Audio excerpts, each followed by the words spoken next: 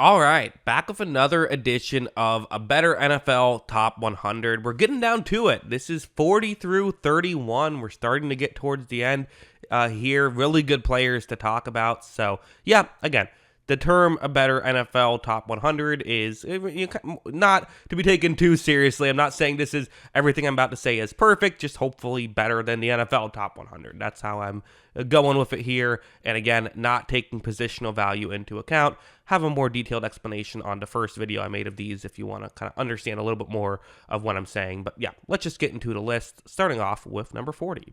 Number 40 is Justin Herbert, who, again, if we're talking about him in terms of, is there 39 players you'd rather have than Herbert? The answer is obviously not. But not taking positional value into account, there's a lot of really good stuff with Herbert. I do think the biggest negative you see with him is like, well, why doesn't he win more? And to me, I kind of look at the roster around him and say, like, that's why. Like, what do you mean, why doesn't he win more? Like, he does what he can. He plays consistently really good football. And, like, even in some of the games that have gone poorly, I still think they're usually him playing well and other things outside of his control not really going that well. So, again, I think part of the issue is like, well, is he going to be in a great situation this year either? The Chargers aren't in a great spot, but I think should be in a better position.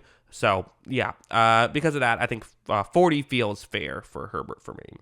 Number 39, I went Harrison Butker, who, listen, if we're doing a best college graduation speech person, maybe he's not this high on the list, but we're doing best football players list, and he's a very good football player. I mean, made some really, key kicks for the Chiefs. I mean, what was it, 55-yarder when it wasn't a great snap, so he had to kind of adjust on the fly. Like, that's absurd that he was able to do that. And the Chiefs do not win that Super Bowl last year without him. Kickers very much matter, and because of that, I put him at 39.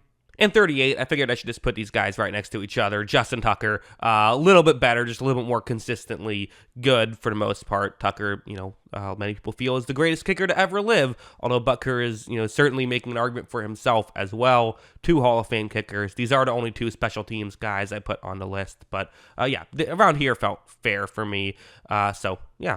37 is Christian Darrisaw, the really good pass-protecting tackle for the Minnesota Vikings. Has just kind of consistently been a really good player for them. So, yeah, I mean, there's not a ton to talk about when you get to someone like Darrisaw. Maybe, I guess you could argue, could he be a slightly better run blocker? Sure, and I guess that's why you can't put him too much higher than 37. But, I don't know. Basically doesn't give up pressures in the pass-protecting game. That's worthy of a pretty high spot on this list. Number 36, I went with Nick Chubb, who is a tough guy to put on the list. I mean, I put him pretty high on the list because when he's healthy, he is, elite. He just is. And I think that he really never got the credit he deserved. Just, I guess, playing for Cleveland, you don't get quite as much attention. Really, we should have been viewing him as potentially the best halfback in football. Like, he was doing what... maybe not what Derrick Henry was doing, because that's kind of a one-of-one situation, but he was doing pretty similar to what McCaffrey was doing at times. Again, maybe not in as good of an offense to allow him to really succeed, but still in a very good one. So I don't know. I feel like Nick Chubb, I've always been a believer in Nick Chubb and felt like he's underrated. Coming off the injury, though, that has to hurt you to some degrees. So because of that, 36, I think, feels fair for me.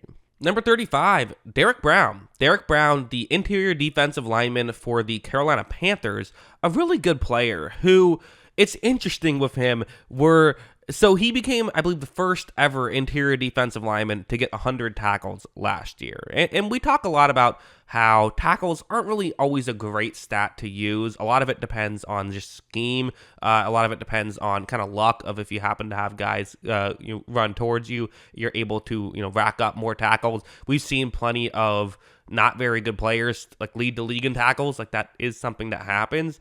So it was kind of one of those things. It's more of a fun stat than something you really pay attention to. But the thing is, he was also ridiculously good last year. Like, even like forgetting about the just getting a lot of tackles. Hey, you still got to make the tackles, but more than anything, like he was the guy that everyone was taking, out of the play, or trying to take out of the play as much as they could going up against the Panthers. He was the guy that you would game plan around, and he did a really good job. So yeah, definitely worthy of a spot on this list. The high spot, he is at 35.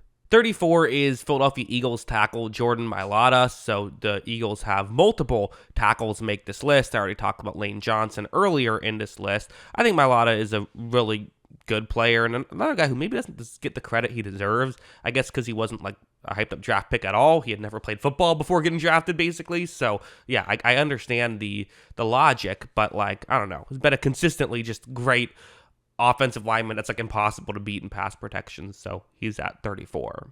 33 is Quinnen Williams, the interior defensive lineman for the New York Jets, another guy who just consistently found ways to win for the New York Jets. And if you can win as consistently as he does, like, again, really good, not just in run defense, but in pass protection, pass rush as well, does really good at both of those aspects. So because of that, yeah, gotta put him at 33.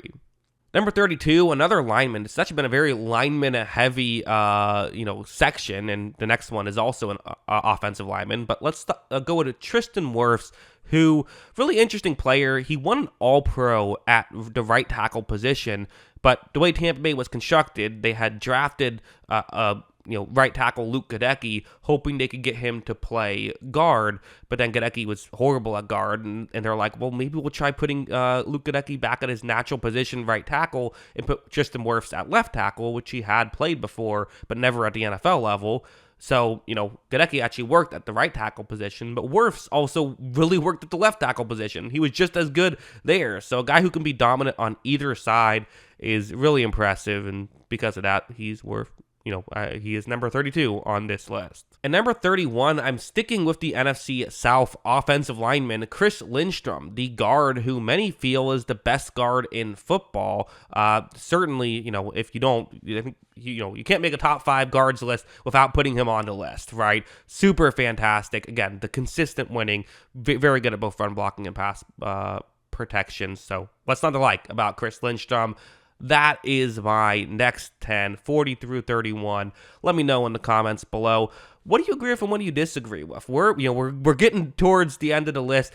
It's interesting. Again, it's hard to put like kickers and like, how do you compare Justin Tucker to Justin Herbert? Like, how do you even go about making that discussion? I don't know. Well, I did my best. But yeah, let me know in the comments below. What are your thoughts on this list so far? What are your thoughts on these 10 picks? Always love hearing from y'all. And of course, as always, thanks for watching.